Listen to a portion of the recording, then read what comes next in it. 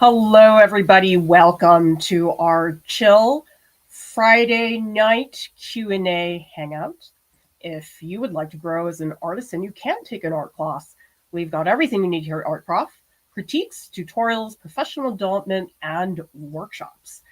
Give me an update on how your week has been in general or artistically. I believe we could all use a artistic checkup, which is why we have these live streams on Friday night. You know what I did this week, which I was very proud about? I cleaned my shelves. My shelves are out of control right now. They're so bad. And I hate cleaning, but I decided this week, enough. I don't need to live like this anymore. And a reminder to everybody, drop your questions into the chat. Feel free to pick my brain about anything, because chances are you've got something you're thinking about in relation to your artwork. Maybe it's not even the art, maybe it's a business thing, selling, or maybe you're thinking about school or applications, which is already starting to ramp up. And I tell a lot of students, listen, if you're smart, you get the feedback early. Because I do think, and I've seen this in other places too, not just art school portfolios, that people oftentimes think the only time a critique would be productive is when the piece is finished. And certainly there's a lot to go over when you're critiquing a finished artwork. But I have actually found that it's the work in progress critiques where you get in there early. You catch fundamental things in the piece that you have not spent 20 hours on, that it's so easy to make those changes. It's easy to explore things without that investment of time. And so actually for a lot of people, the work in progress critique is more productive, especially if you're looking at somebody's thumbnails. There are oftentimes so many things that are really a pain in the butt to change once you're working on a big spell canvas. But when you can change it with just a couple marks of your eraser or pencil in your thumbnails, it feels so easy. And it's nice to feel like you caught something which would have been a problem later on. And so I actually encourage people to get feedback early, because that happens a lot with art school portfolios, is people will make the entire portfolio and then they ask for feedback 2 weeks before the deadline. And it's almost like at that point, I can't really help them that much, because the portfolio is done and there's not a lot you're going to do within 2 weeks to really throw something together.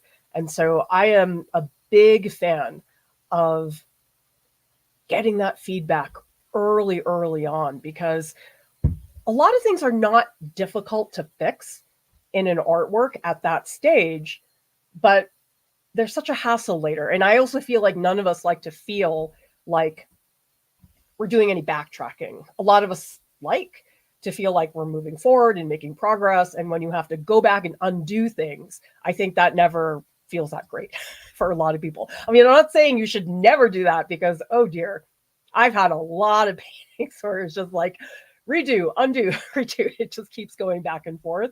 And that's totally fine as well. Wow, Alexandria, your piece in a local juried gallery show was awarded. Congratulations. That must feel incredible. I'm so proud of all of you when you hit those milestones that are meaningful to you, because certainly making the artwork is a big part of that. But I do think a lot of artists, and tell me in the chat if you feel this is important, I do think a lot of us, we want to be seen and we want to be validated. I think sometimes that's something that a lot of people struggle with.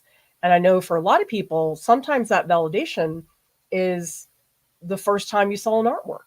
It doesn't have to be. I mean, maybe it's you got into a show, or maybe you got a compliment from somebody who you really respect. But I think we all seek some form of validation in some format or another. And so I'm so proud of you. That's fantastic. Thank you so much for sharing that with us. Jessica's asking, how do you feel about grad school? I've been debating it. It depends on what you want to do, because getting an MFA, if that's what you're referring to, it's the terminal degree for a fine artist. It's not always necessary. There's so many things you can do to create a lively studio practice that do not involve an MFA. It's a very small percentage of people that do an MFA degree compared to the larger world of artists.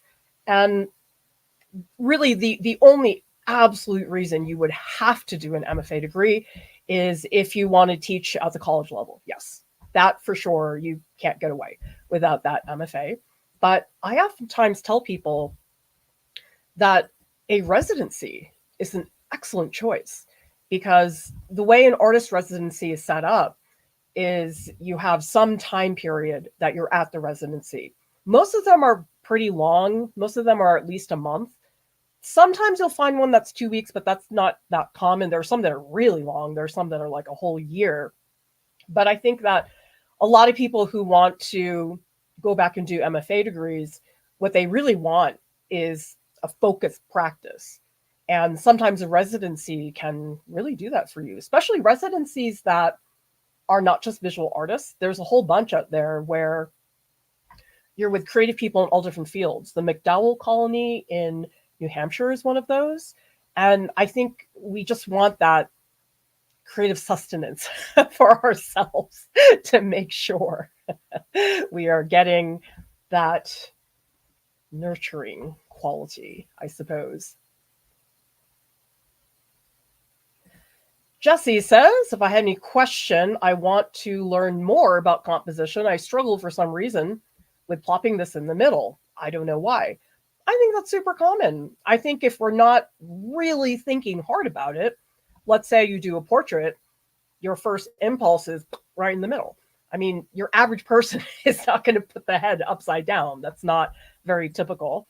And I think what I would try to do with composition, one of my favorite things is trying to find diagonals. So actually, I can show you guys right now. So in composition, if you have a brush and it's standing straight up, or you have one that is perfectly horizontal, there's a stability to that. And so oftentimes, if you have like a bunch of perfect vertical lines, it tends to make the composition not have a lot of movement. And I like to think about composition as a means to get my viewer to move around the composition. So if my viewer just goes straight for the face and they have no interest in the other corners of the composition, in my mind, and again, this is not for everybody, I don't think I've done a good composition because I haven't made the other parts of the composition interesting. For example, a lot of people don't pay attention to corners and edges. And actually, when you have things cropped going off the page, that's a way to engage with the edge of the page. So you're developing a reason, like why as a viewer would I want to bother looking at that thing in the upper right-hand corner? And so that's what you want to try to do. So what works for me, anytime I can make a diagonal, that is an action. That means something starting at the bottom and moving upwards. And it's way more active than a line that does that. Now, not all compositions have to be about movement or being dynamic, but it's a good place to start just to switch things up, try to find some of those diagonals. Hi, Beth. Welcome. So lovely to have you here for the first time. What people mean by describing something as being muddy, can you explain? Usually muddy in the context of visual art, mostly people are talking about color, although they could be talking about something else, but that's how I would interpret it. So for example, color saturation is how intense or muted a color is. So if you guys look at my shirt, my shirt is a really bright, intense red. So if I wanted to paint my shirt, I probably would get red and get the red right out of the tube, because when a color comes straight out of a tube, that is the highest intensity and saturation that the color can have. Now, the second I mix another color into that red, it gets a little bit more muted. So if you look at my shirt, there's like an area here which is all shadow. That's not as bright as like this side over here. And so usually muddy colors are colors that look really gray, or I don't know, I always think about puke green or something like that. So it's a color which is very low in intensity. And actually my brushes are very muddy looking. So that's usually what people are talking about. But I suppose it could be also put in another context, like maybe saying that something in a composition is too vague, or maybe that it doesn't, maybe it lacks articulation. So if you want to follow up with something more specific, Beth, I'm happy to take a look at that. And Brandon says, watch some of your videos on character design and storytelling. Was wondering if you had any interest in making a comic or had a story to tell. Not at the moment. That hasn't really been much of my focus. I've never really wanted to create a comic. I love comics. I mean, I grew up with comics. That's all I read. And some of those images from the comics that I read, I mean, they're imprinted into my brain. They were incredibly influential to me as an artist, but I've never really had the desire to do that. But what I do like doing, seeing other people do it. So some of you guys may know that Kat Huang, who's a teaching artist here, she is creating a graphic novel right now called Nostalgia. It's going to be published probably in a few years. She's still working on it, but I love seeing that process. Ho Long says, which do you prefer, acrylic inks or oil paint? At the moment, I would say acrylic inks, but usually the reason I'm working with a particular material is because it fits the project that I want to do. Oils are a little bit of a hassle for me because I don't have a bona fide artist studio. In the winter, I can't paint with all my windows open and stuff like that. So from a practical standpoint, oil doesn't work for me right now, but I do love oil paint. And if I ever have a project where it seems like oil paint is the best fit for that, totally, I'll do it. But I guess I need a studio first, or I need to move to a tropical place where it's nice and warm all year round and I can open my windows for ventilation. Yams says, I got carpal tunnel syndrome. Oh gosh, I'm so sorry. And I have a live drawing competition in a few days. Do you know any at-home remedies that have worked or helped for you or other artists? Oh, I'm so sorry you're dealing with that. I never had carpal tunnel, but I did have something called de Quervain's tenosynovitis, where it's like this, I don't know the medical thing, but it is this thing in my wrist, and it was really bad. I couldn't write my name, and I had braces on my arms, and I did physical therapy for a long time. And thank goodness I was able to recover from it. But, and again, I'm not a doctor, so I'm not trying to give you anything that should ever be seen as medical advice. But I know for a lot of people, having a brace is really helpful. And I know Lauren Welch, who's a teaching artist here, she recently had hand surgery and wasn't able to paint for a really long time. She's coming out of it. She's largely recovered, but it's very difficult. I would say something to support your wrist is probably good. But again, I don't know a huge amount about the physical therapy side of that, but I'm sorry you're dealing with that. And Lisa says a classmate is having a hard time drawing icons instead of what they see. Is there a simple exercise to help her?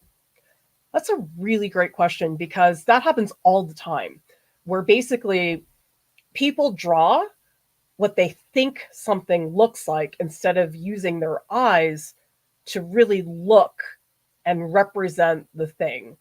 A really good example, I think, actually is fish. This happened all the time when I was teaching younger kids or high school students. So you'd ask people to draw a fish, and they would just draw that cartoon fish that is, I don't know, shaped like a football and has a triangle tail. And you knew when you looked at what they were drawing from that they were not looking because they were drawing their idea of a fish, which is not the same thing as observing a fish. So I think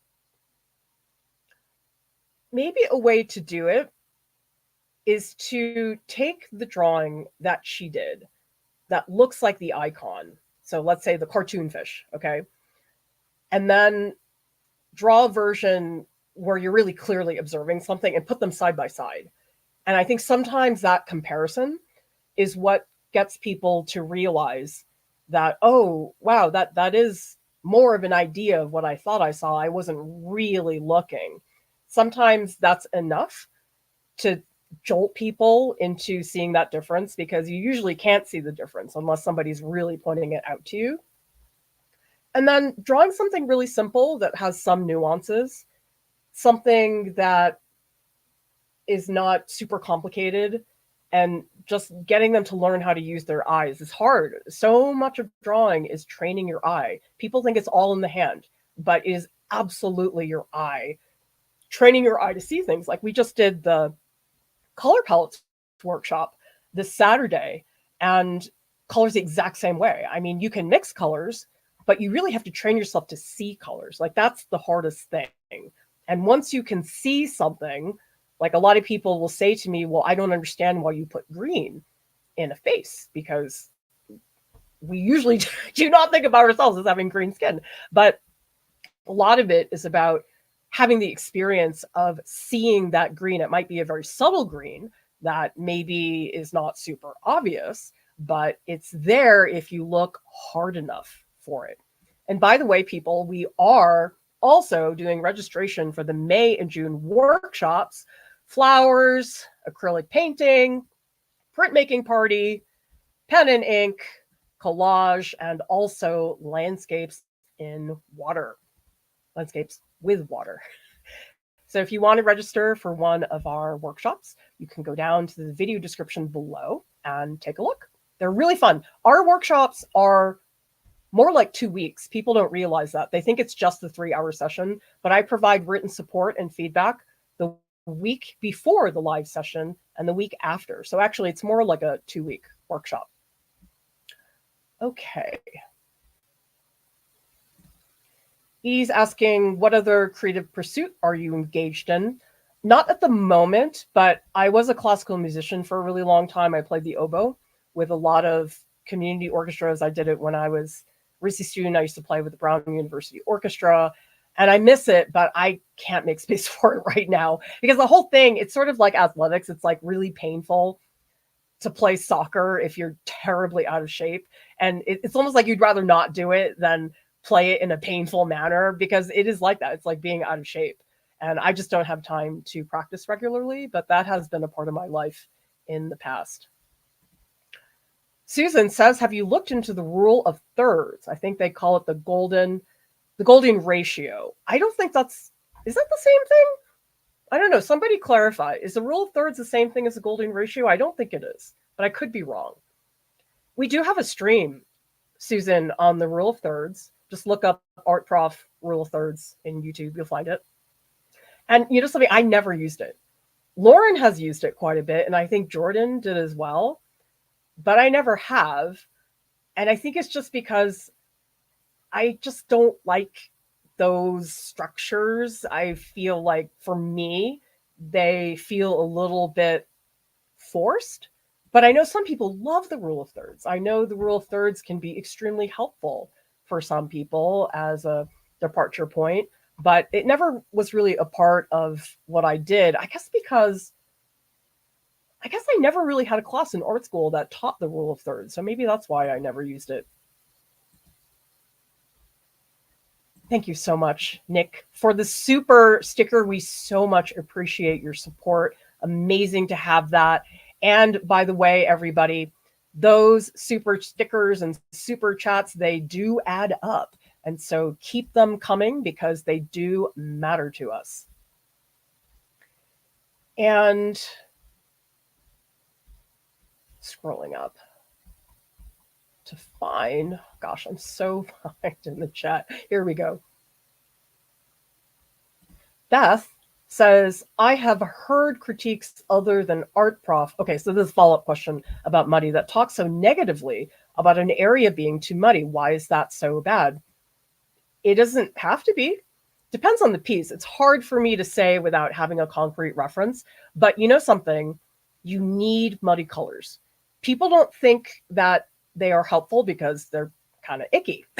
Puke green is not that pretty. But you know something? Muddy colors are critical because if you don't have muddy colors, then everything is bright. It's like overload. So, like, if I'm wearing this red shirt, if the whole screen was bright red, it would be too much. Like, you wouldn't want to watch the stream because it'd be way too much red. And so muddy colors are important because they make the saturated colors, the bright colors, make them brighter. Like, if you put a bright color next to a bright color, it doesn't really look that exciting. But if you put a muddy color next to a bright color, that bright color is going to really, really sing.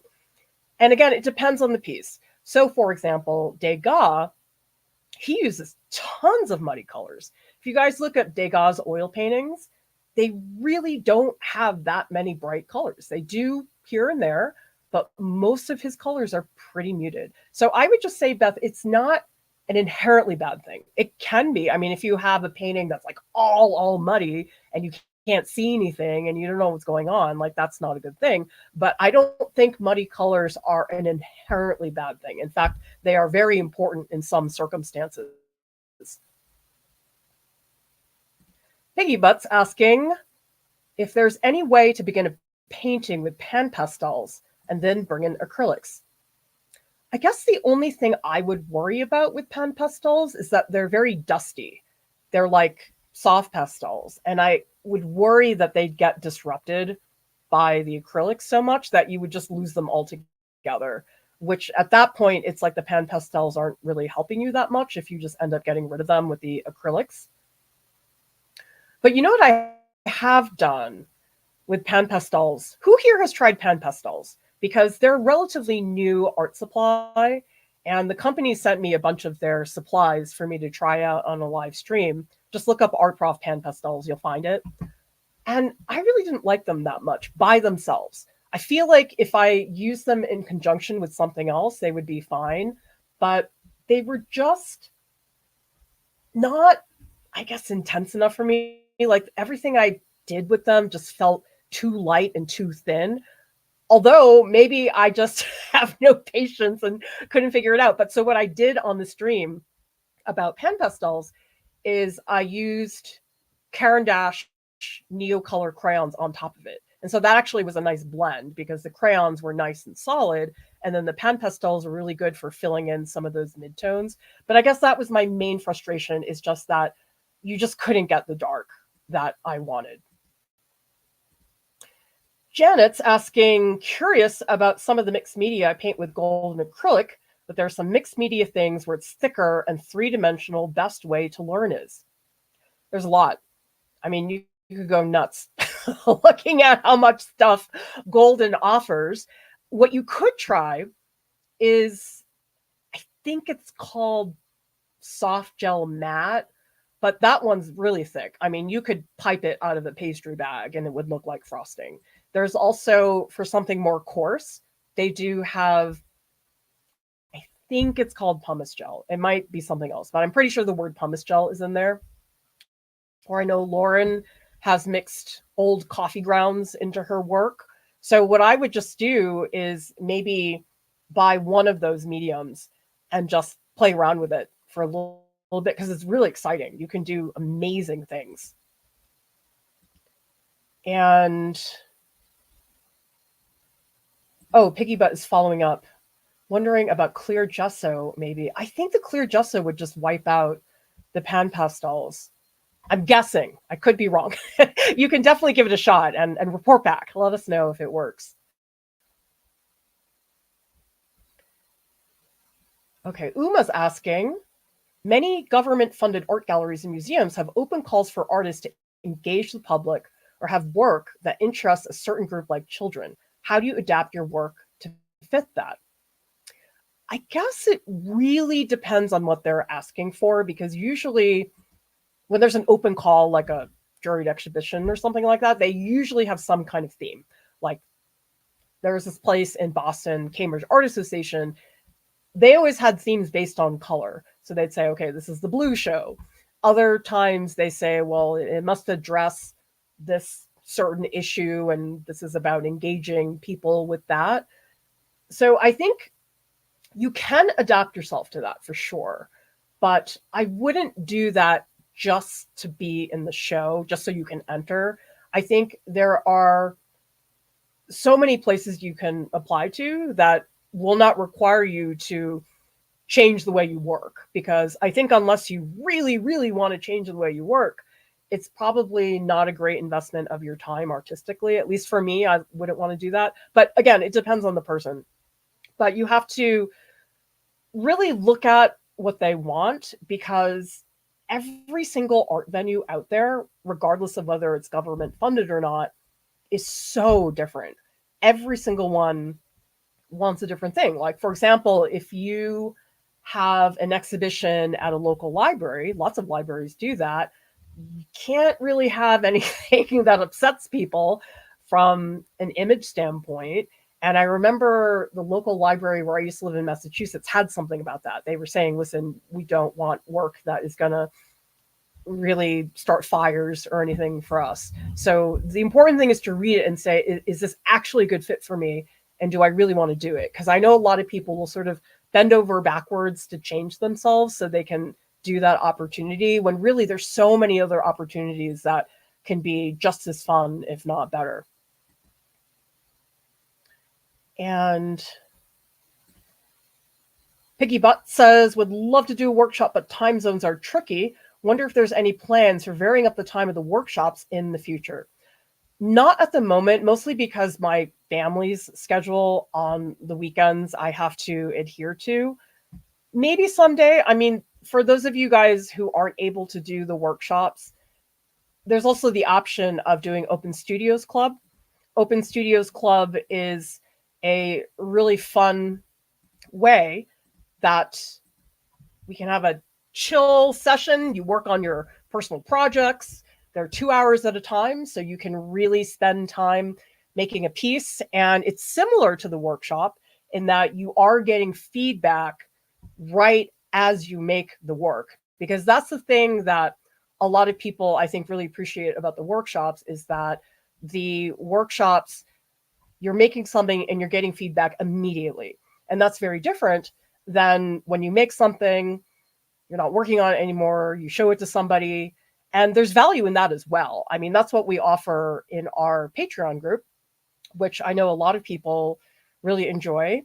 But Open Studios Club could be an option for you, because we have 2 sessions each week and they're at different times. And one of them is an evening time for people on the East Coast. So that might align a little bit better. So if you guys want information about Open Studios Club, just go down to the video description below. Okay. So it looks like people are talking about, there's a whole party in here. I love so much that you guys are all supporting each other and answering each other's questions. Really, really helpful. Brandon says, do you have any advice for enjoying the process? I often find myself becoming anxious to see the final result of a piece. Causes me to subconsciously rush and make the drawing worse. Don't think about the product. Really, really try not to. I know it's hard. I know we want to feel like we're working towards something and that we have expectations, that we're trying to accomplish something, but honestly, it's just going to stress you out. I think a lot of it is trying to manage your expectations, because oftentimes that is the thing that frustrates people. And it's not because they're not good at drawing or because they're not doing a good job. It's just when we expect the artwork to be a certain way or to come out a certain way. And then if you don't meet that, it's going to be disappointing. And so the way to remove that is just don't have those expectations. What I suggest to a lot of people is, listen, listen to something else. Listen to a podcast, something where you have to like focus. I don't mean music. I mean, it depends on the person, but I do find that if I'm listening to a podcast, sometimes I listen to NPR and I'm really focused on that. It's sort of a degree of distraction where it's not so distracting that I can't make the work, but it's enough to take my mind off that, because the thing about that anxiety is it doesn't help you at all. It only makes it more stressful. Sujana says, which medium makes you go in a flow state and why? I mean, oils, watercolor, or pastels? I don't think it's based on the media. I think it's just based on my personal engagement with the work that I'm doing. And honestly, you know what really gets my flow state? It's the silliest thing. Staying up late at night. You know why? Because nobody can bother me, because I've got two kids. I have this business here, and I am the final word for a lot of things. So I am responsible for a lot of things during the day. People are always talking to me and needing things during the day. And for me, that flow state can only be achieved if nobody can bother me. So if I stay up late, everybody's asleep, I'm like, oh, I can find my flow in seconds because I know I won't be interrupted. I don't know what other people's lives are like, but my life is a constant series of interruptions just all day. There's always something. And I'm always like, oh, I cleared this 2 hour chunk, and then something happens and I have to like get up and go do something. So tell me in the chat, do you have constant interruptions in your life, or are you able to find those nice chunks of time when you can just really engage with the work? Alexandria says, saw a quote by you about the idea of open walls in galleries. It would be great if galleries offered that. Yeah, in case you guys missed it, actually, I'm going to talk about it on Sunday, because the Sunday stream is going to be art news, which is a new thing. We're just giving it a shot. But this is the article that was mentioned. And yes, I feel very validated being on NPR. That is my validation as an artist. So some of you guys may have heard that somebody who is on a museum staff, like somebody who was, I don't know exactly what they were doing, but I think they were installing. So they were like part of the crew or something. And he hung his own painting into the gallery. And I guess it sat there for a while before they discovered it. And so on NPR, they asked me about what I thought about that, which was, I had a really good chuckle when I heard about that, because I was like, oh, that's an exhibition opportunity that has never occurred to me before. So I found that really funny. I mean, I think it would be nice for people to have more spaces where they can show their work, but I do think that it's a logistical thing, which is a crazy amount of work. And you would need like a whole staff of people to handle something like that. Because I think if there's anything I've learned, especially because I was a gallery director, it is just so much work just to get work on the wall. I know that sounds ridiculous, but it's a ton of work to install a show. I don't know if anybody here has done before. Let me know in the chat if you have. But when we hung those gallery shows, I mean, we were there for like 10 hours. And it's very much invisible work. So for example, if an artwork is like just the simplest thing, let's just say oil painting on canvas, even that you have to measure things. And it's the type of work that looks terrible if you do a slightly not great job. But if it's really well done, nobody notices. It's kind of like restaurant service. Like if the restaurant service is really good, you sort of don't notice it. But if it's very, very bad, you definitely notice. And the galleries are kind of like that. So that's the only thing, is that you would really need a whole crew of people to take care of that. River says, recently I've been having some trouble with getting inspiration or ideas for my artwork. Most of my concepts have been feeling repetitive and boring. Any tips? Try the opposite. Or like if you've been painting flowers, pick something that is nothing like flowers. Pick something that is not natural. Pick something that is maybe made out of metal or something. Like, try to think of something that's like so far from the thing that you've been doing. So let's say you've been doing paintings of your favorite Broadway shows. Maybe the follow-up is people who are in everyday mundane situations. Because you think about Broadway, it's like, lights and all these incredible, beautiful things. And it's like, if you think about, okay, what's the most boring scene I could ever paint of a person and make it really quiet and slow of a painting, that's a challenge. So sometimes you do that. But the other thing too, I haven't released this reel yet, but Alex Kiesling, who's one of my former students, he's a really successful illustrator now. And he said the way he gets ideas is, number one, he has a lot of mood boards. So he's always like collecting things. So anytime he sees something that's interesting to him, he'll just put it in his Pinterest board. And he said what works really well for him, he calls it cross-pollination. So let's say you have a mood board and one is all iguanas and another one is, let's say, deserts that have buildings in them. I have no idea. But he said you take these two things that seem like they have nothing to do with each other and you put them together into an image. So maybe you're looking at blood cells, or maybe you're looking at baseball players. It's like, how do those two things interact? So that's a cute exercise that you could try. And Lisa says, I understand many younger artists are focused on finding their style. While I understand wanting to be you, where is this intense focus on style come from?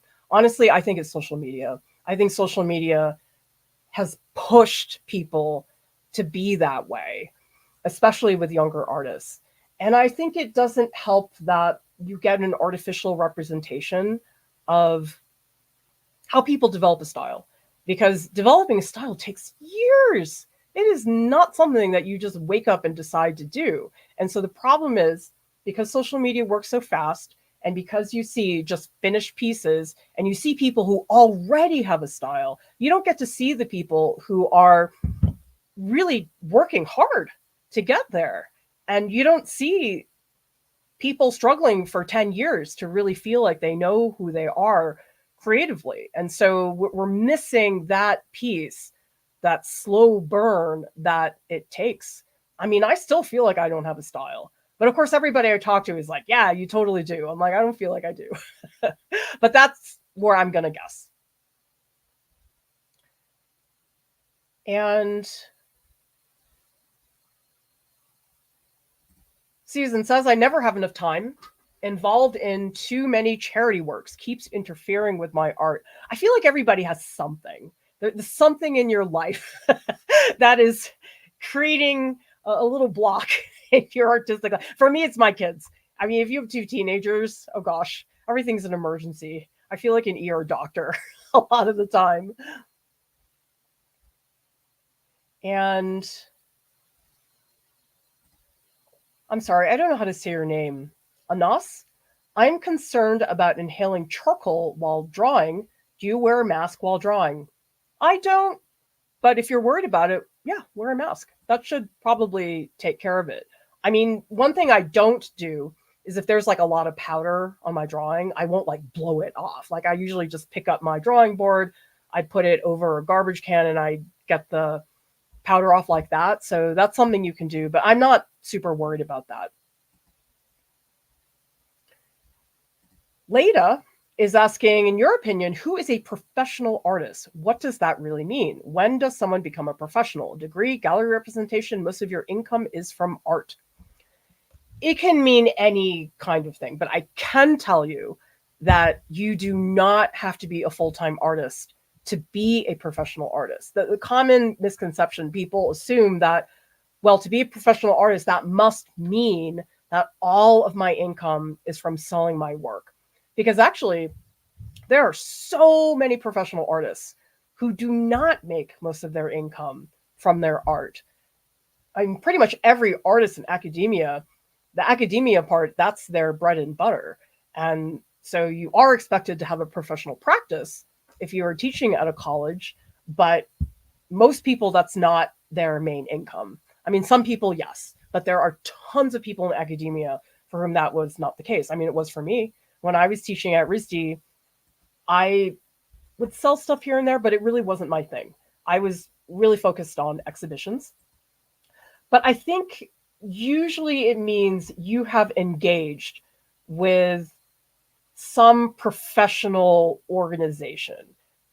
So that could be, okay, you teach at college, or maybe you have done residencies. I mean, there's no hard line to say, oh, you're a pro, you're not.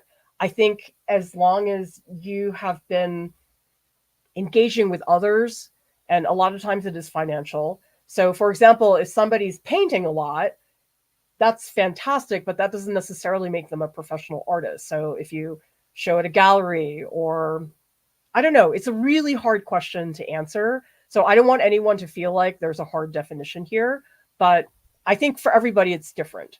But I would say if you're just hanging out at home painting and that's it, that's not a professional artist, and that's fine. Not everybody wants to be a professional artist. In fact, sometimes being a professional artist stinks. People think it's amazing because they're like, oh, I got to do all my time making my artwork. It's not true. I mean, I am not kidding you guys. I think 90% of what I do here is marketing and promotion. The content creation is such a small piece. And it's the same case with the professional artist. You have to do your own accounting, you have to send invoices, you have to promote. And so this fantasy of being a professional artist, being a full-time artist, it's not as great as people might think it to be. I actually think about it more as a lifestyle choice than a holy grail that we need to live up to. Okay, so Shweta says, so I create a story in my painting. The problem I face lately is my sketch is ready, but when I start coloring, I get very anxious. So I don't know what your work looks like, but I do think it's really helpful to do sketches in color. So if you tell yourself, this is just a sketch, it's not the finished piece, because I do that all the time. So I'll do a bunch of sketches that are in pencil. Maybe I'll do some in marker because I'm trying to figure out the value. And if I'm doing a piece that's like really got a lot of color, I'll just do like little colored pencil sketch or something like that. I think that can be helpful. The other thing that can help you too, it sounds like you're doing something like pencil or colored pencil. If you want to follow up with the material, that would help. But for example, let's say you're using colored pencil. If you start drawing really, really light, it's very easy to go over it. So some people don't do that, and they start drawing really hard and fast, and that's hard to recover from. But in general, in drawing, if you start very, very light, that is extremely helpful in terms of developing things. And this is a good point from 7A. I have felt for so long like, quote, artist was this title that I was reaching for but couldn't achieve because nothing felt official enough.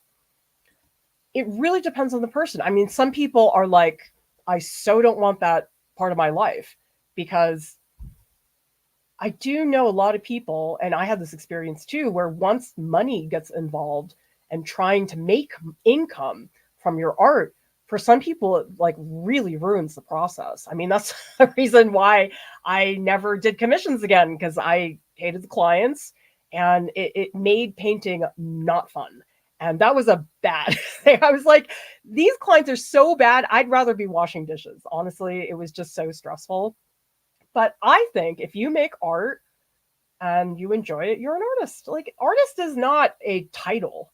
It's not like you're saying lawyer. I can't really claim to be a lawyer, but, you know, as an artist, there's no, I guess, thing you're trying to reach for. It's just, I think the important thing is that your artwork nourishes you in some way. Maybe it's not always rainbows and sunshine, but it's still something that I believe we do because we want to do it, even though it's very challenging. And so, Edie, the quick question is, that was already sort of answered by the previous question about painting over. So yes, pan pastels are not good for that. And Jesse says, loaded question. What are the things you most regret doing as a professional artist? I don't think that's, well, it is loaded. I'm not saying it's not loaded, but I think it is important for people to hear about those things. I think probably the thing I regret the most is following somebody else's, I guess, prescription for what an artist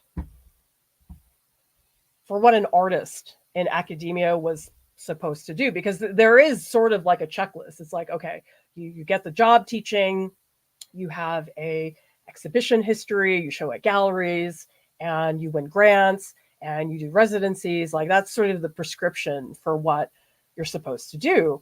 And I think for so long, I just was only trying to do those things that, number one, it was very frustrating because all of those things that I just mentioned, you do need someone's approval. Like, you can't just get a grant. You have to submit the application, and the grants are extraordinarily competitive.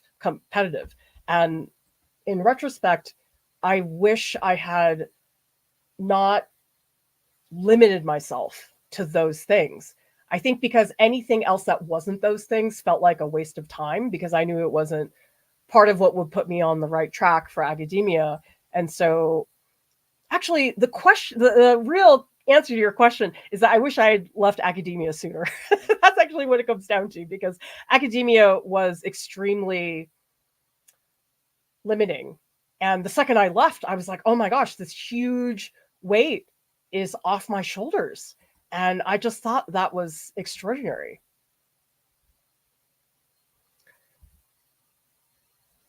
Brandon says, I often have problems setting goals based on what others expect of me. How do you differentiate goals based on what you want versus what other people expect of you? Yeah, that's the exact same thing that I was just talking about. I think it sort of depends who that's coming from, because I will say there are some people in your life who think they're helping you as an artist, but who really are not. For example, somebody I knew, their dad was giving them so much career advice about being an artist, and telling them to do all these things.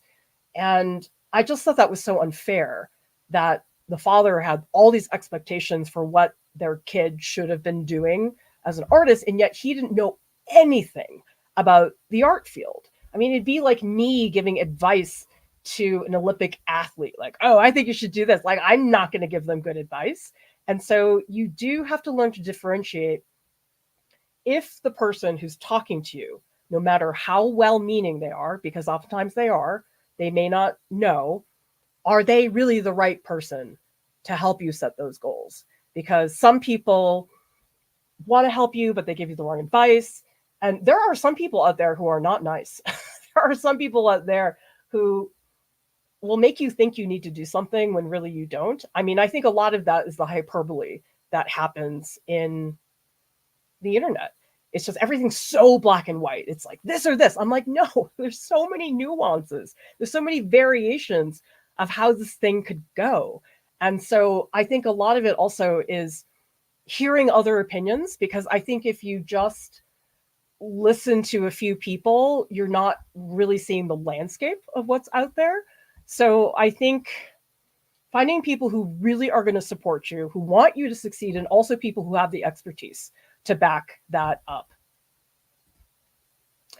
Thank you so much, Piggy Butt, for the super sticker. We so much appreciate your support. You guys are such a big part of why we are here today. And going back to what Pam says, this is not just about money. There's a good exchange of info here. Well, I hope there is.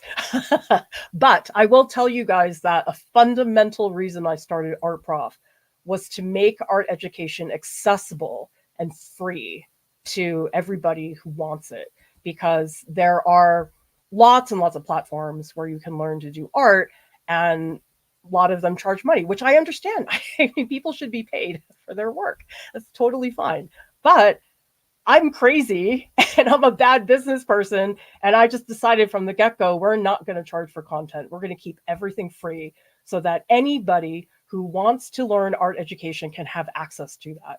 Because the other thing about academia, which I think that really bothered me, is that there's a lot of gatekeeping in academia, and most people cannot have access to that.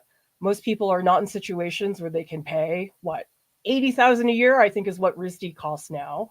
And I just really felt it was important to give everybody a chance. So any way that I can level the playing field a little bit for some people on the world, that is very important to me. I mean, it's a bad business plan and I don't recommend it. So if you want to start an art education platform, definitely charge for the content that you make. Otherwise, you'll be in our situation where we do rely on our audience and donations to stay up and running. And budget is always a worry for me. I wish I could sleep better at night, but I can't because, again, terrible business model. I don't recommend that. That's not true. They don't take half. So another thing that I was thinking as well, as far as academia goes, yeah, like Seven Angelics says, academia sounds terribly concerned with its own little circle from the stories I've heard. The world of academia, once I stepped out of it, it is so tiny. It's this little bubble on this gigantic planet of people. And I can tell you guys, once I left academia, I mean, I feel so ignorant to say this, but I could not believe how many people just, academia is just not a thing. It's just, I don't know. I think the thing about academia is you're sort of told that, okay, these 15 people matter, and so nobody else does. And I don't like that because, oh, what if those 15 people don't like you? You know, you have to get them to like you. A lot of it is being part of the club, which I think is not a good thing.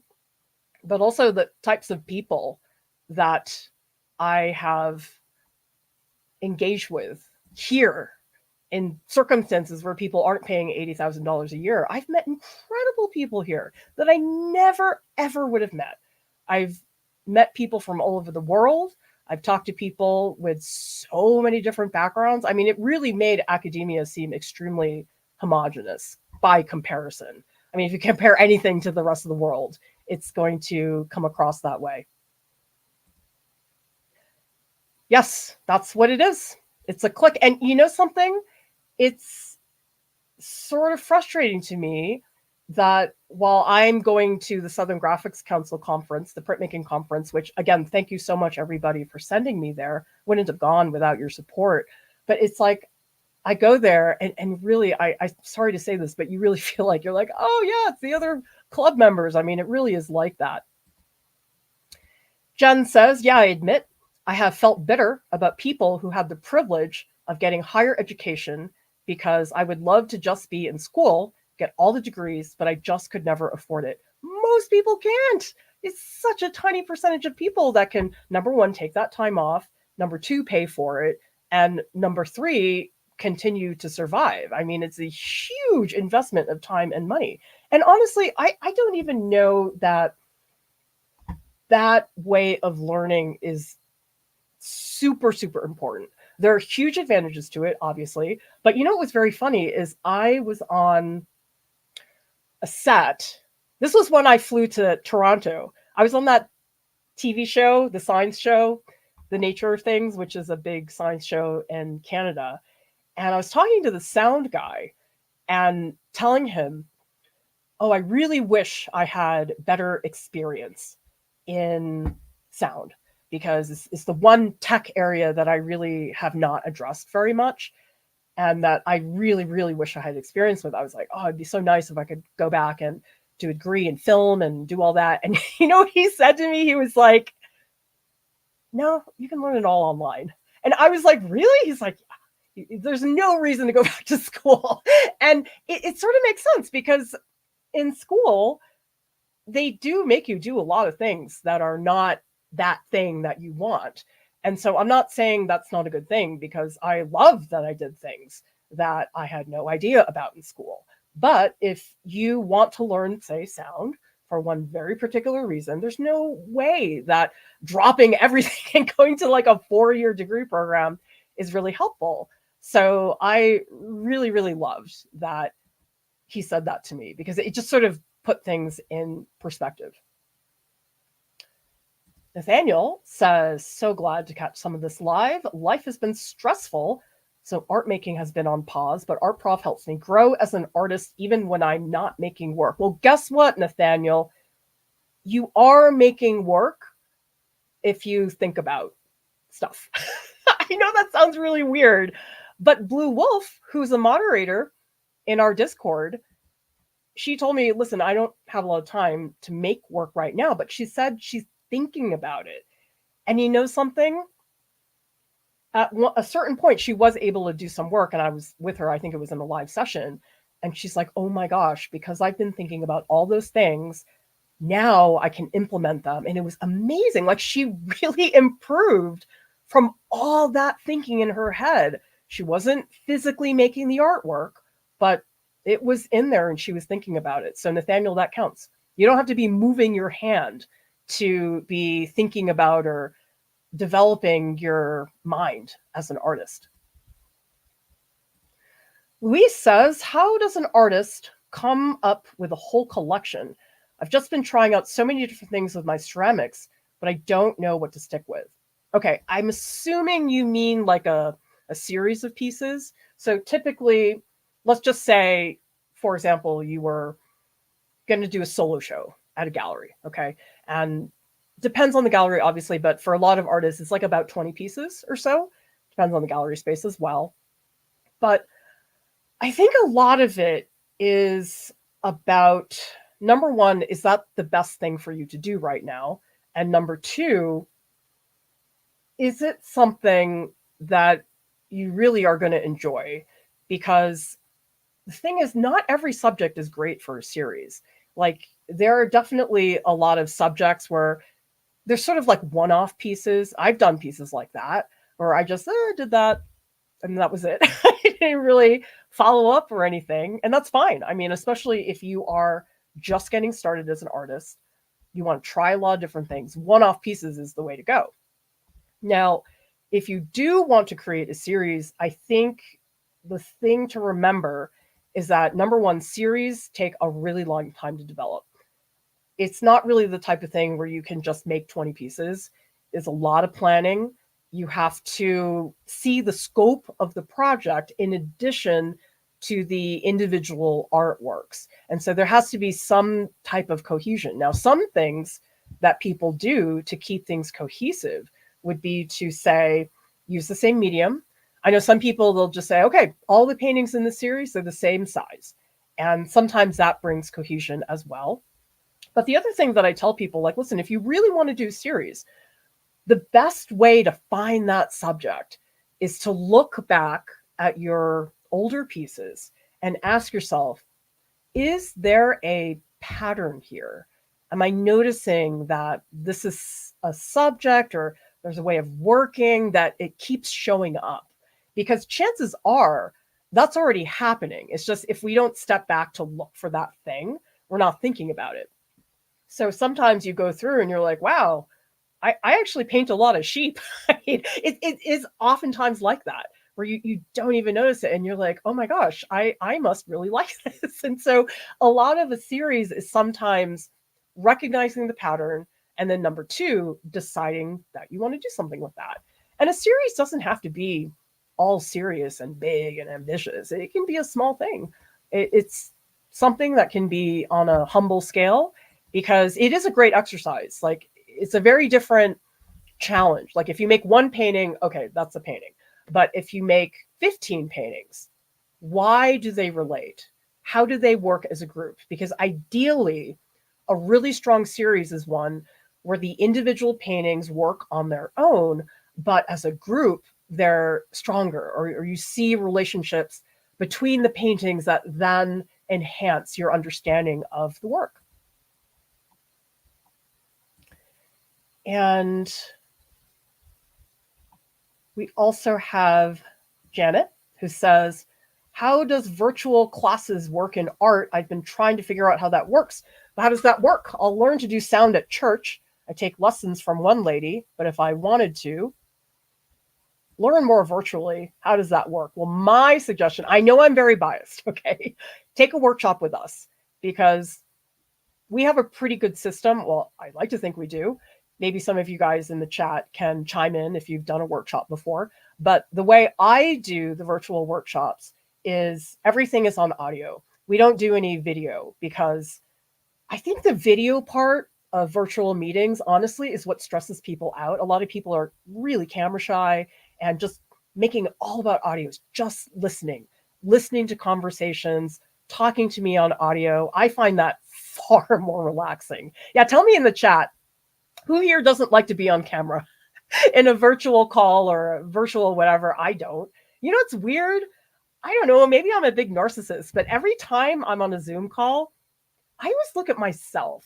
I think that's really strange. And people are always like, oh, it's so nice to see people. I'm like, I just find it a gigantic distraction. I mean, it's almost like when I listen to NPR, I feel like I listen better because there is no visual. And it's interesting that the NPR, I mean, I love Art Shapiro. I love him. He's so awesome. And yes, I really want to meet him someday because I don't know, he's so witty and he's so cool. Anyway, I know his voice really well because I've listened to him on the radio all the time. And I don't feel that I need a visual to learn or listen to him. And so that's one key thing that we have in our workshops that I think a lot of people don't realize. And so I think at first people sort of think, oh, well, everything on camera is better. I'm like, no, cut back on all those distractions. Let's just listen to each other talk. So we do that. And then the way we give feedback is people will upload their pictures into the Discord to show their progress. And then I call on them to speak on voice, and I'm looking at the picture of the thing that they're doing. It actually works very well. I was surprised. Like, to be honest, when I started doing it, I was like, I don't know if this is going to work, but I've loved it. And I've worked with people in multiple workshops, and we always have a really great time together. And we also, Alexandria, ugh, cameras. I know. One of my former students was like, yeah, I really like that you don't have us be on camera. I was like eating chicken wings. No, I'm like, great. It's sort of the old fart in me. I sort of miss phone calls because you just listen. Like when I have to be on camera, it's a little bit frustrating. And Donnie says, that kind of stuff is a lot of fun. I started going to Discord meetings to hold myself accountable in art projects. Well, that's basically what our Open Studios Club is about. And you know what's very funny is I myself have been selfishly really gaining from the Open Studios Club because it's time that I have set aside to work on things and no one's going to interrupt me, including my family, because I say I'm working, stay away. And so for me, selfishly, the Open Studios Club has really kept me on track because other times it's always so easy to say, oh, I got to do something else, or, oh, this is more important. I don't need to be doing that. And so I have myself really found that to be extremely helpful. Oh, you listen. Whoa, there's a recording of Ari Shapiro's memoir. Oh, I need that. I've been wanting to read his book, but I just so busy. So I know I've got every excuse, but okay, I'm checking if he's reading. I'm like, yes, like you know all the little nuances if you've listened to NPR as much as I have. Yeah, this is the key thing a lot of people don't realize about the workshops. It's 2 weeks of chatting, writing, planning, and that's very different. Sometimes people think it's just a live session, but it's not. It's like 2 weeks of support, which is really, really fun. Remember, everybody, we are doing registration for our June and our May workshops. We are offering flowers, printmaking, pen and ink, collage, and also landscapes, and water. By the way, there is no Discord chat at the end of the Friday night Hangouts. We do have a Patreon group, which is a great place to hang out. You get access to weekly voice sessions with staff, and you get support in a small group of artists. You can sponsor a video. Actually, so many of our videos were created by generous people in our community who sponsored a video. Whole bunch of our printmaking videos, the woodcut, dry point, Citrosolve transfer, those were all because somebody sponsored those videos. So if you want to help out our community, that's a great way to do it. Art Prof has a podcast. It's available on Spotify and also on iTunes. And visit artprof.org. There's tons of content out there that is not on YouTube. Use the search bar to find what you are looking for. And subscribe to our channel for more critiques, pro development tips, and tutorials. Everybody, thank you so much for watching. I'll see you next time. Bye.